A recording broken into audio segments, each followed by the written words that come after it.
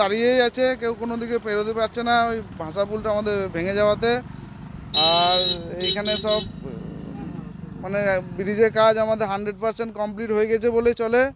তা প্রশাসনকে জানাচ্ছি যে রাস্তাটা যেন খুব দ্রুত খুলে দেওয়ার ব্যবস্থা করুক। আর দ্বিতীয় কথায় অ্যাম্বুলেন্স ছাড়া কোনো যাত্রীবাহী গাড়ি পেরোতে পারছে না। এটা প্রশাসনের কাছে আমন্ত্রণ জানাবো যেন এটা খুব শীঘ্রই খুলে দেওয়া হয়। ব্রিজের কাজ তো কমপ্লিট হয়ে গেছে, এবার তো ব্রিজটা খুলে দেওয়া উচিত। এবার তাতে বর্ধমান ডিস্ট্রিক্টে এমন লোক আছে সে বীরভূম না এলে বাঁচতে পারে না, বা বীরভূমে এই প্রান্তে যারা আছে বর্ধমানে না কাজগুলো তাদের ভাতের হাঁড়ি যাবে না।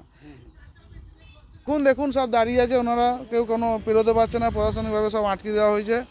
ঠিক আছে, অ্যাম্বুলেন্স ছাড়া কোনো গাড়ি বেরোচ্ছে না। তাই এটা খুব দ্রুত যেন চালু করা হয় সেই ব্যবস্থা আপনারা করুন।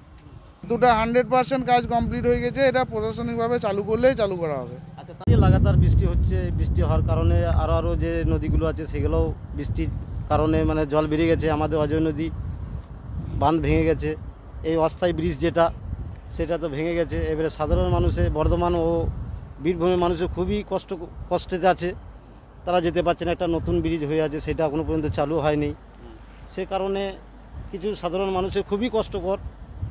যারা দিনমজুর লোক, যারা দুর্গাপুর ছাড়া মানে কাজে না গেলে তারা খেতে পায় না, তাদের খুবই কষ্টকর। এখনও কেন নতুন ব্রিজটা চালু হলো না, এটাই আমাদের দুঃখের।